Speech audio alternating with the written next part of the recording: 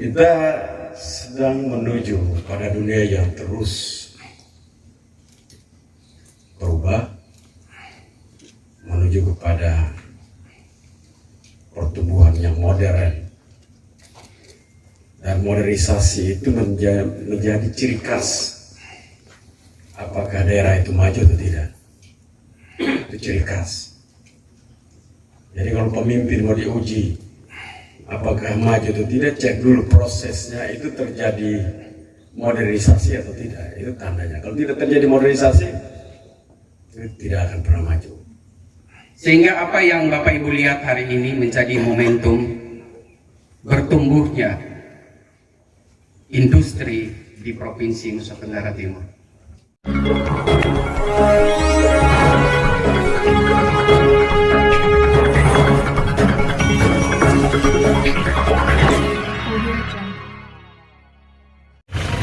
Bapak Ibu yang kami hormati dan kami kasihi, mari kita sambut kehadiran Gubernur Nusa Tenggara Timur di Desa Dolong, Kecamatan Kupang Barat, Kabupaten Kupang, dengan ngatoni atau sapaan adat oleh para tokoh masyarakat dari Desa Dolong.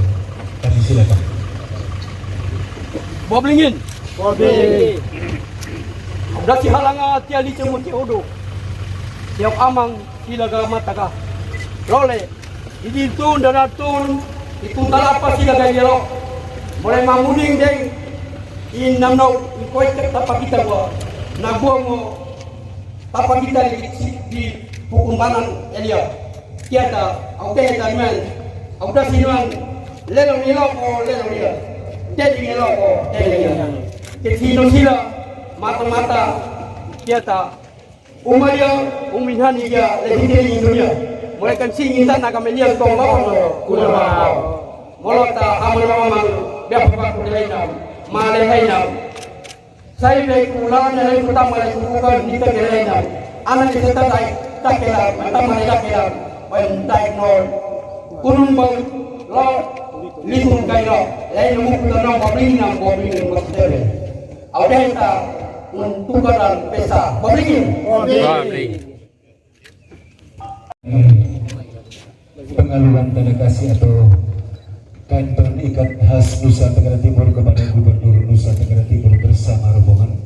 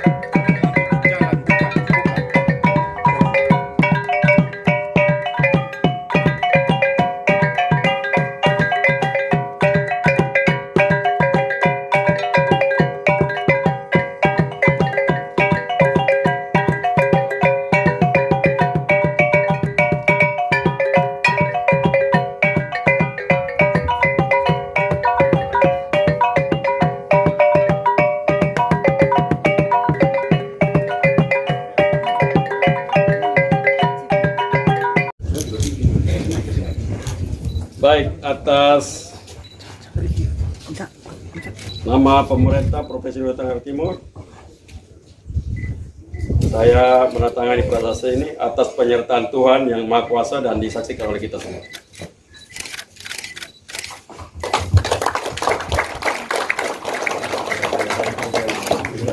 Dilanjutkan dengan Kita sedang menuju pada dunia yang terus berubah, menuju kepada pertumbuhan yang modern. Dan modernisasi itu menjadi ciri khas apakah daerah itu maju atau tidak. Itu ciri khas. Jadi kalau pemimpin mau diuji apakah maju atau tidak, cek dulu prosesnya itu terjadi modernisasi atau tidak. Itu tandanya. Kalau tidak terjadi modernisasi, itu tidak akan pernah maju. Contoh, kalau kita tanam jagung dari dulu nenek moyang kita, walaupun profesi pertanian itu adalah profesi purba, tapi ciri khas membuat dia modern di dalam kehidupan kita adalah proses tanam dan panennya itu harus berubah. Tapi kalau model tanamnya persis sama ke zaman dulu nenek moyang kita, maka kita hanya melanjutkan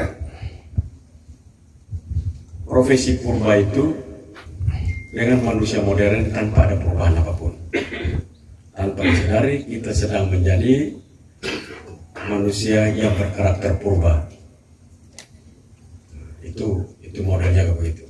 Jadi kalau mama Danrem, Kasrem, Kapolda, Gubernur pergi tanam jagung, lalu mulai tanam simbolis oleh Kasrem, Danrem, Kapolda, Wakapolda ataupun Kapolres, Bupati, Gubernur, lalu kayunya didorong datang, kita sudah tahu itu. Itu tandanya bahwa kita sedang menjadi manusia purba. Jadi harusnya itu diabadikan. Contoh manusia purba zaman sekarang. Itu contoh itu. Jadi gampang untuk melihat barang purba itu gampang. Lihat sesuatu yang profesinya purba dan tidak berubah dalam prosesnya. Nah, itulah purba itu. Hari ini kita di sini untuk meresmikan sebuah bangunan yang mereka namakan kantor kawasan industri. Kantor itu sebuah lambang simbol pelayanan. Kantor yang saya lihat dari jauh aja, saya keren betul. Dari jauh tadi saya lihat aja betul. Hebat sekali. Pesan simbol pelayanan kepada masyarakat. Simbol pelayanan ini saya harapkan menjadi suatu motivasi untuk memberikan pemikiran modern kepada provinsi ini. Jangan nanti datang industri yang tumbuh, dia purba lagi. Industri purba, bagus juga sih. Melahirkan manusia-manusia purba. Artinya bisa juga memilih, ada dua arah. Arah yang satu masa depan, arah yang satu masa lalu. Yang satu kalau mati tidak usah dikenang, karena memang masa lalu. Yang satu memang masa depan yang perlu dapat apresiasi. Karena itu kita perlu pikiran-pikiran dia terus-menerus memperbarui cara berpikir kita. Cara berpikir, cara bertindak kita harus diperbaharui. Hari ini dunia sudah begitu maju. Maju sekali dunia hari ini. Hari ini orang hampir-hampir tidak perlu kuliah lagi. Bila dikasih tugas sebuah paper untuk mengerjakan tentang apa saja paper di dunia ini, orang hanya masuk di aplikasi, lalu dia keluar sempurna. Lebih hebat dari profesor. Coba aja dicoba. Anak-anak saya mau ditanya apapun dia langsung keluar papernya. Dalam paper universitas papernya terus 15 halaman lengkap sempurna. Tidak macam wow. Dia lebih hebat dari profesor. Satu aplikasi saja orang sudah begitu pintar luar biasa. Jadi orang tidak perlu kuliah lagi sekarang. Cukup aplikasi aja. Dia punya aplikasi, dia sangat pintar. Kejadian beberapa minggu lalu di Amerika, orang melakukan tes, mempergunakan aplikasi itu, semua masuk di situ, terakhir karena sempurna diperiksa lagi, oh rupanya pakai aplikasi. Dunia sudah begitu hebat. Kita baru berhitung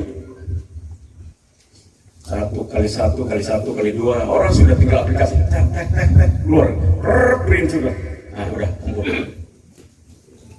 Dunia begitu maju. Artificial intelligence begitu maju luar biasa.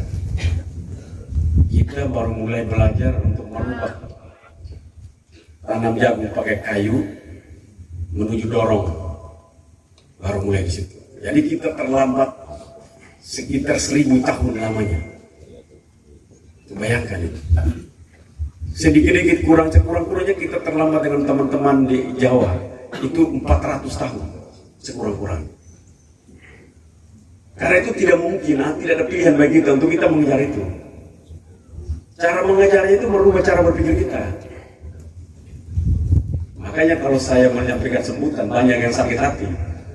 Karena memang saya mendorong manusia purba keluar dari gua menuju kepada tempat modern. Jadi masih pasti orang tersinggung.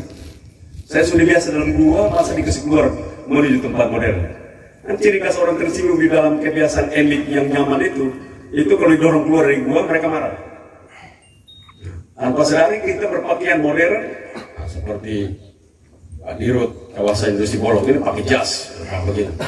Tapi kalau berpikirnya itu tetap seperti orang dalam gua, maka tidak bisa jalan. Banyak sekali di antara kita ini berpakaian semua yang kita pakai modern, cara berpikirnya yang purba. Maka tidak pernah maju-maju sebuah provinsi. Lah zaman dari dulu yang namanya kelor itu ada di NTT loh. Dari dulu itu kelor ada di NTT, tumbuh liar, tapi tetap stunting kecil. Ada yang tidak stunting karena kawin om tante bolak-balik dia itu dulu bola tante om tante anak bola-balik. Ya udahlah, makin hari turun pelan-pelan sampai umur 18 tahun 1 meter 10 cm. Nah itu, makanya saya bilang kita udah mulai bikin aturan yang kawin sesama itu kawin om tante ditangkap. Gara-gara dia kawin sesama kita susah. Darah biru itu kawin sesama darah biru kan lahir semua manusia yang punya masalah fisik dan segala macam. Ini dunia kita sedang mendorong ke sana. Kita sedang mengkampanyekan tentang pembangunan 4.0, 4.0. Manusia sekarang bukan lagi 4.0, sudah 6.0. Apa itu menciptakan manusia? Nah, kita baru mulai. Manusia sudah diciptakan manusia unggul. Kawasan ini ruangnya tidak cukup untuk menjadi kawasan industri. Terlalu kecil. Mau dibilang kecil, emang kecil. Mau dibilang besar, tetap kecil. Kawasan industri tidak cukup ini. Kawasan industri sudah 5.000 hektar minimal. Tapi kita namanya juga latihan. Namanya juga latihan ya. Pelajar kecil dulu. Kalau besar sekaligus takut tenggelam. Nah, latihan ini. Jadi ini tempat latihan. Dia akan bergeser satu saat. 5.000 sampai 10.000 hektar. Mengapa? Karena kita akan punya potensi ke sana. Kemarin Bapak Presiden Republik Indonesia Bapak Insinyur Joko Widodo telah menerima Perdana Menteri Timor Leste, dan di dalam salah satu acaranya adalah joint statement berkaitan dengan pembangunan ekonomi di border yang nanti dorong menjadi zona ekonomi eksklusif, free trade zone. Itu latihan-latihan ini akan bawa kita ke sana. Karena di sana puluhan ribu hektar akan disiapkan dengan baik. Perdagangan antara dua negara. Kita tahu bahwa walaupun Timor Leste sebagai underdeveloping country, tapi dia tetap sebagai negara yang mempunyai hak kuota ekspor ke berbagai negara yang hari ini mereka tidak punya produk. Maka desain nanti kawasan ekonomi eksklusif atau free trade zone di kawasan perbatasan itu akan memberikan ruang kepada kita juga untuk masuk bekerjasama dengan Timor Leste membangun industri-industri di perbatasan sehingga kuota ekspor yang dimiliki oleh Timor Leste dapat dipergunakan untuk mereka bisa ekspor karena mereka memiliki produk untuk mereka ekspor. Baik, sedikit-sedikitnya kita butuh sekitar 30 sampai 40 pabrik besar di situ. Kita mau gampang saja. Di Pulau Jawa itu salah satu produk yang sampai sekarang masih numpuk karena masalah kuota adalah sarang burung walet. Sarang burung walet sampai sekarang masih numpuk begitu banyak karena kuota. Kalau kita punya industri di perbatasan sarang burung walet, maka sarang burung walet dari Jawa akan harus ke situ. Dan masih banyak lagi. Hitungan saya di 2035 itu kawasan itu punya transaksi sekitar 20 sampai 30 triliun per tahun. Hitungan saya. Jadi bagaimana hebatnya di situ. Jadi kawasan ini latihan untuk bagaimana kita ikut berperan serta nanti anak-anak muda, Pak Bobi dan teman-teman, ini menjadi pionir-pionir pembangunan industri kita ke depan. Anak-anak muda ini terlibat, makin banyak terlibat, makin bagus. Dari Bank NTT terlibat, semua terlibat, anak-anak muda terlibat. Kalian yang tua-tua semua terlibat, saya, Kasren terlibat, ini tunggu mati aja. Ini 10 tahun lagi sudah tidak ada lagi. Ini berarti pembangunan 10 tahun. Tapi kalian anak-anak muda terlibat, kita meyakini bahwa ini terjadi sustain. Perencanaan yang berkembang, berkelanjutan, yang kita yakini akan dilanjutkan itu. Karena itu memang setiap pembangunan itu nomor satu sambil lihat orang pintar yang tua-tua, tapi penerusnya yang muda-muda harus ada. Tapi kalau yang tua semua hadir di situ, baru yang muda tidak ada. Jadi pembangunan masa lampau. Karena masa depan tidak ada lagi. Baru tinggal 10 tahun mana masa depan. Pak Kasem umurnya sekarang sekitar berapa? 48, 49. 20 tahun lagi sudah tidak ada lagi. 10 tahun. Saya 10 tahun lagi sudah tidak ada. Jadi dia menang saya 10 tahun. Kita harus berpikir seperti itu supaya kita menyiapkan generasi. Kalau berpikir saya hidup 90 tahun, 100 tahun, kita tidak mundur-mundur, generasi tidak ada kita tidak pernah mundur-mundur. Kita tidak pernah menyiapkan generasi karena kita anggap kita akan hidup lama. Tiba-tiba besok pagi salah makan, batuk-batuk, salah batuk, mati langsung karena keselak. Kok mati keselak? Aduh, terlambat siapin. Generasi saya pikir saya masih hidup panjang. Begitu saya kalau bawa di atas pesawat, kalau goyang sana sini semua bilang berdoa, saya tenang aja. Ya, inilah saatnya saya mau melihat masa depannya. Macam apa mereka tuh bisa lama ini kita melihat juga. Kalau tidak jadi, ternyata tidak jadi lihat. Jadi manusia itu lucu kadang-kadang. Katanya surga itu tempat yang indah, tapi kalau mau pergi surga dia tidak mau. Coba aja kalau ditanya. Kalau ditanya, mau masuk surga atau tidak? Oh iya mau Bapak. Mau pergi sekarang? Jangan dulu. Bayangkan itu. Jadi itu cara berpikir yang harus keliru loh. Sebenarnya kalau Bapak bahaya itu datang ke kita bilang, wih mari sudah, terus sudah betul sudah itu. Saya mau pergi lihat cerita itu betul tidak itu. Begitu harus berdoa sungguh-sungguh. Kita tidak percaya. Bapak di surga, benar di surga atau tidak? Bapak yang di surga itu terpanggil pulang, kita lari cepat-cepat pulang. Bapak saya datang sudah Bapak. Bapak tunggu di situ, saya datang sudah. Kita balik. Kalau boleh jangan pergi Bapak, jangan Bapak, jangan. Jadi saya bilang manusia itu sebenarnya mereka adalah makhluk yang nyaman pada lingkungan. Biar sudah longsor, jatuh, mati, generasi mati berturut-turut, kasih pindah dari longsor itu nggak mau. Karena mereka sudah nyaman di situ. Ciri khas manusia itu begitu, sudah nyaman di situ. Gak move on. Pakai anak-anak istilah zaman sekarang, nggak pernah move on. Nah, karena itu saya mendorong serius untuk kawasan ini sebagai latihan, cepat dibuat latihan. Karena kawasan ini industri, namanya kawasan industri, tapi tidak cukup menjadi kawasan industri.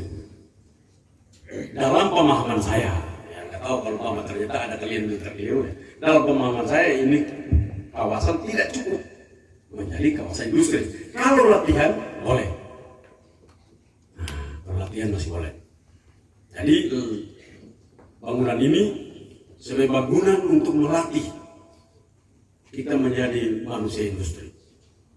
Nanti kalau udah pindah menjadi kawasan yang besar, mengelola kawasan-kawasan industri, kawasan berikat yang luar biasa, itu menuju kawasan industri. Atau lihat Pulau Gadung, lihat ini, itu. Kita pergi lihat di Jakarta, itu melihat bagaimana kawasan-kawasan yang begitu hebat. Belajar di sana kita lihat. Kita harus memiliki mereka begitu. Kenapa? Kita memiliki banyak sekali potensi. Tadi saya baru keluar dari sebuah acara, mereka bahas tentang energi baru terbarukan. Bagaimana kita transisi energi fosil ini menuju energi baru terbarukan. Itu maka pesan NTT itu paling tinggi di Indonesia. Jadi NTT itu adalah provinsi paling kaya masa depan. Karena begitu fosil ditinggalkan, maka renewable energi dibicarakan, maka nomor satu pasti kita bicara tentang matahari. 2 bicara tentang panas bumi, 3 bicara tentang angin, 4 bicara tentang arus laut, tidal energy. Maka ini menjadi kekuatan betul Nusa Tenggara Timur. Jadi nanti dekat-dekat saya sudah mau mati, pakai tongkat mau mati, maka saya melihat bagaimana Nusa Tenggara Timur begitu kaya luar biasa. Pertanyaannya, kaya itu pasti. Yang kaya orang NTT apa orang dari luar itu? Jangan tahu begitu. Harus orang NTT. Karena itu kita harus perlu belajar semaksimal. Renewable energy. Cara berpikir perusahaan ini, industri-industri itu menuju pada energi terbarukan. Kita tahu bahwa Sumba sekarang telah disiapkan. Paling lambat tahun ini sudah mampu untuk kita siapkan di sana untuk dipakai langsung itu sekitar 1 giga. Itu 1000 mega itu. Pemerintah pusat investasi sekitar 7 triliun untuk stream estate di Sumba Timur, 7,5 triliun. Swastanya 1 triliun, berarti 8,5 triliun akan ada di Sumba. Renewable energy. Stream estate, gudang, kawasan itu dipakai untuk juga energinya dipergunakan renewable energy dari matahari. Satu program aja di situ, sudah terbang kemana-mana. Sumba Tengah akan dengan 2 giga, sekitar 2000 mega ada di situ. Kita akan konversi, kita punya listrik diesel kita menuju kepada renewable energy. Satu kWh kita di Nusa Tenggara Timur dengan listrik kita bayar 30 sen. Nah, sekarang kita bayar murah karena itu subsidi. Tapi kalau kita pakai renewable energy kita ada 18 sen. Kita punya modal. Maka 16 sen dolar kita tidak perlu di subsidi pun aman. Jadi begitu hebatnya Nusa Tenggara Timur masa depan. Kita punya rumput laut, kelor, daging, semuanya hebat-hebat. Mangan ya, mangan tadi saya bilang mangan itu jangan ambil buru-buru. Kalau mau jadi guru cari uang 1 bulan dapat 2-3 miliar gampang. Pasti keluar aja pasti aman. Tapi itu tidak rusak. Ada yang membangun smelter di sini, boleh kita bicara. Ya nanti atau tidak ya tunggu saya berhenti jadi gubernur ya baru mulailah rayu gubernur yang ganti saya. Tapi selama saya jadi gubernur tidak mungkin, tidak ada smelter, tidak mungkin keluar dari sini. Karena kita ikut apa yang saran dari Bapak Presiden Joko Widodo, lalu stream. Kita mau untuk hilirisasi. Nah, itu cara berpikir yang luar biasa. Kita memiliki presiden begini lagi susah lagi. Ini susah nih punya presiden begini. Presiden ini orang bilang gila tanda kutip. Kalah dalam gugatan di WHO, lanjut terus, larang tetap larang. Nah, oke, betul itu baru nama presiden. Cocok itu. Banyak orang bilang gimana sih? Sudah kalah kok masih tetap? Ya memang nggak boleh. Aturan yang akan membuat kita rugi, buat apa kita ikut-ikut? Nah itu juga yang saya selalu bilang kepada saya punya staf di Provinsi NTT. Kalau merugikan NTT ngapain ikut? Nggak usah ikutlah kalau merugikan. Itu cara berpikir yang luar biasa. WTO dilarang, sudah dikalahkan, tetap kita melarang untuk melakukan ekspor bahan baku. Itu hebat sekali. Itu hebat betul. Kekayaan kita akan luar biasa. Karena itu saya melihat Nusa Tenggara Timur kaya, cuma orang NTT itu kan hobi menjadi pegawai negeri. Kalau anak punya anak lebih gampang supaya jangan ini masuk pendeta atau pastor. Dua ini begitu selesai dan langsung jelas bareng. Maka pendeta pastor paling banyak di NTT itu. Kalau mau orang mau ekspor, kita nomor 1 ekspor 2 ini paling banyak sudah tersedia sumber daya. Ya bawa pendeta beliau ada di situ. Karena ini paling gampang. Pendeta pastor. Nomor 2, mereka sekolah peternakan, pertanian hebat-hebat, belajar mati punya, pegawai negeri. Mulai. Kalau tidak terima, honor dulu. Honor, ketuaan. Sudah lewat usianya untuk menjadi pegawai negeri. Tetap honor di situ karena sudah lewat ini. Bayangkan, ini membuang-buang usia dia. Kalau dia menuju pada pekerjaan sumber daya yang ada, dia udah kaya raya. Maka setiap kali ada yang mengajukan pensiun dini, oh ini saya selalu kasih tanda tangan yang terbaik. Biasanya tanda tangan buruk. Saya kalau tanda tangan, 5 tanda tangan semuanya berbeda kalau saya tanda tangan. Tapi kalau yang biasa begitu, saya jaga pelan-pelan supaya tanda tangan itu benar.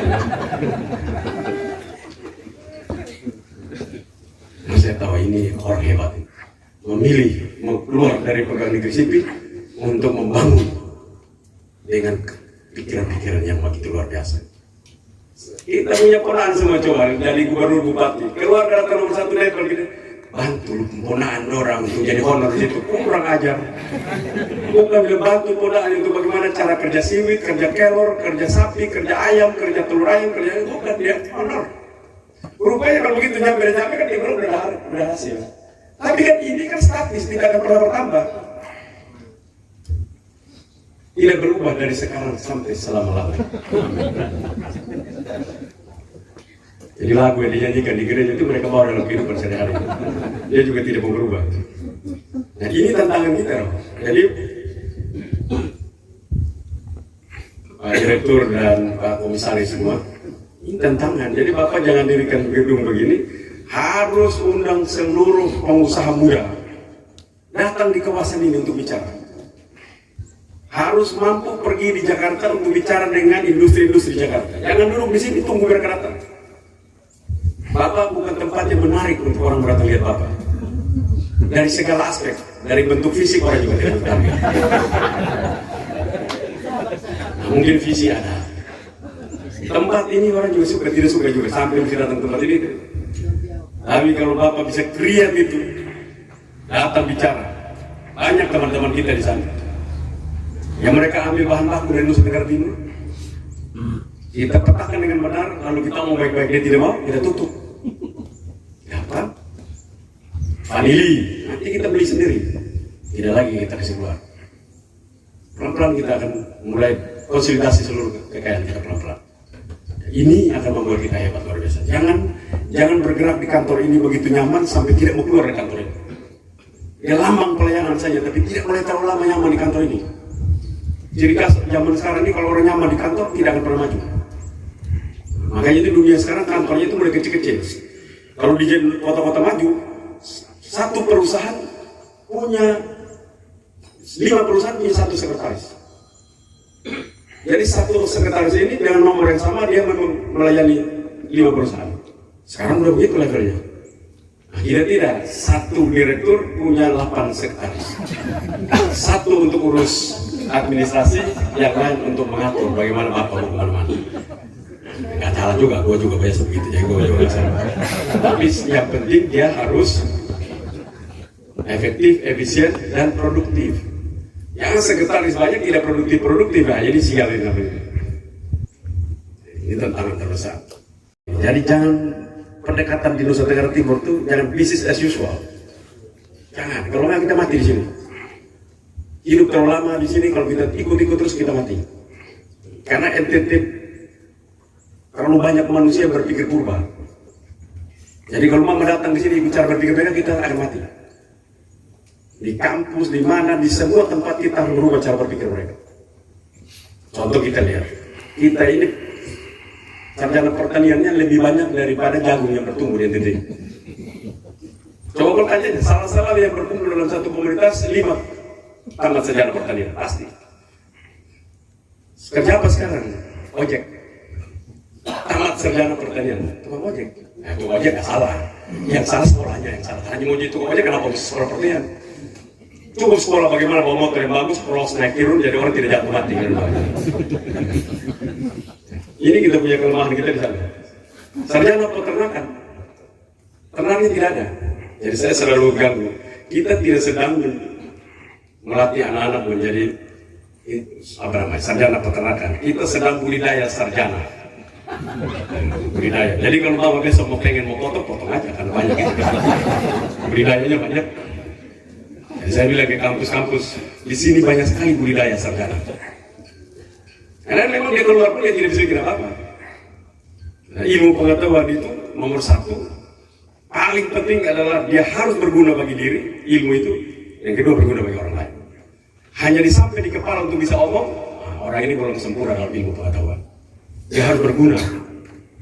Karena itu saya harapkan dalam momentum yang baik ini, saya mendorong kita semua untuk kita mampu melakukan yang baik. Saya tadi lihat datang sini, tanamannya ya mungkin kantornya baru. Zaman dulu itu kalau orang tanam begini, bikin rumah baru, gedung baru, tanamannya baru. Nah, zaman dulu itu. Nah, zaman sekarang dikasih pindah tuh besar-besar. Langsung jadi. Orang datang, gedungnya baru, kok pohonnya hebat-hebat. Ya, zaman sekarang. Zaman sekarang itu pindah apa aja hidup kok, masa. Kalau zaman dulu kan baru sekolah, kan takut akarnya nanti gimana. Gini. Kalau zaman sekarang kan sudah jago orang itu akar, kasih protein akar cepat dalam tempo 1 minggu, selesai. Tumbuh subur. Ya ini makanya tanda-tanda ini anak zaman sekarang. Ini pohon bangunan zaman sekarang, pohon zaman dulu ini. Bagus sekali kalau depan sini pohon besar gitu, pohon besar. Kupang itu kan panas sekali. Kalau dok kita itu kalau datang lihat orang mau datang marah-marah di sini kalau lihat ada air mancur, pohon besar-besar. Mau datang demo direktur jadi lemah, turun 50% tensinya. Tapi kalau datang lihat begini, tambah naik dia. Sudah jalan dia keringat, datang lagi tidak tempat berlindung, marah dia. Udah marah dia, jadi ya, udahlah. Ini juga bukan buat sini, buat di mana aja. Zaman sekarang pohonnya besar-besar. Pergi beli aja, bawa. Tinggal bilang, saya beli pohonnya tumbuh ya. Kalau kita tumbuh ganti ya, pasti mau mereka. Orang ahli mereka untuk ahli tumbuh, bukan ahli tanam. Nah, kita kan ahli tanam, tumbuhnya nggak ahli. Jadi habis tanam 2 hari kemudian mati semua. Yang penting sudah tanam. Menanam 2.000 hektar apa namanya itu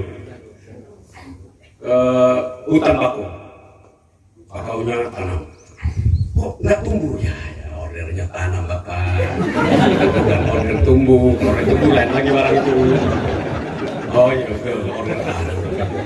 Jadi saya sering bilang kalau teman-teman, bapak hari ini kami menanam untuk ini tanam bakau di ya tanam bakau tumbuh ya tanam dan tumbuh ya itulah datang.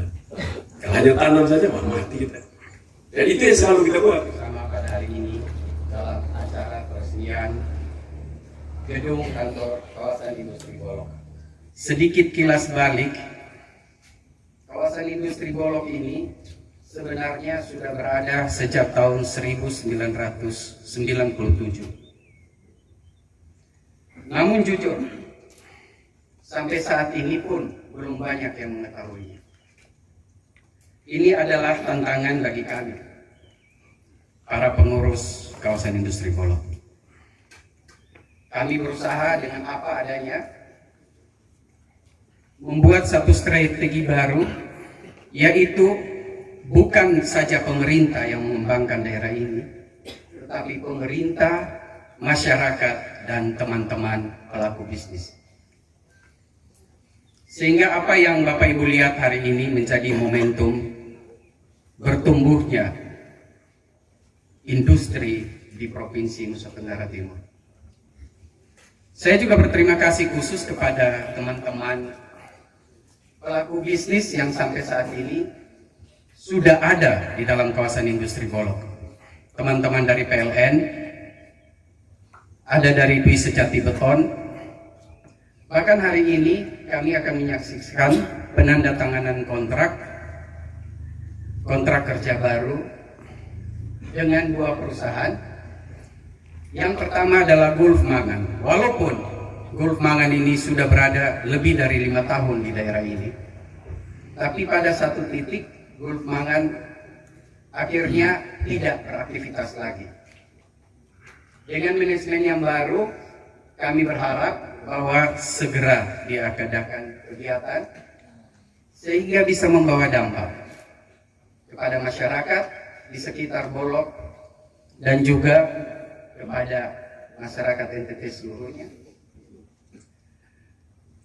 Masih ada lagi satu perusahaan yang baru, yaitu PT Icomek, teman-teman dari India, yang juga sudah membangun lokasi untuk bekerja.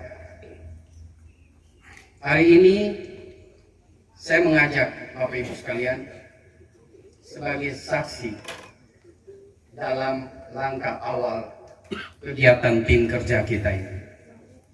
Kiranya Bapak Gubernur bisa meresmikan kantor kawasan industri Bolok ini sebagai lambang dari berkembang dan majunya pertumbuhan industri di NTT ke depan.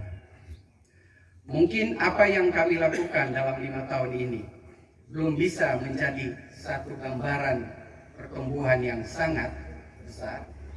Tetapi saya yakin masyarakat yang berada di Desa Bolok sudah mulai mengetahui bahwa kawasan industri Bolok ini ada dan bersiap sedia untuk bekerja bersama masyarakat.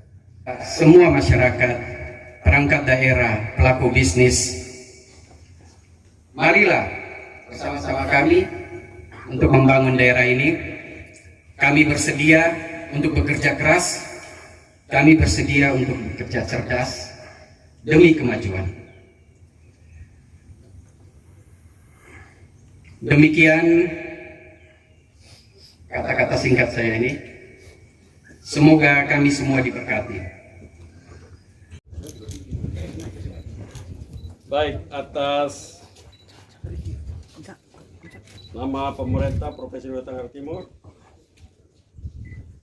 saya menandatangani prasasti ini atas penyertaan Tuhan yang Maha Kuasa dan disaksikan oleh kita semua.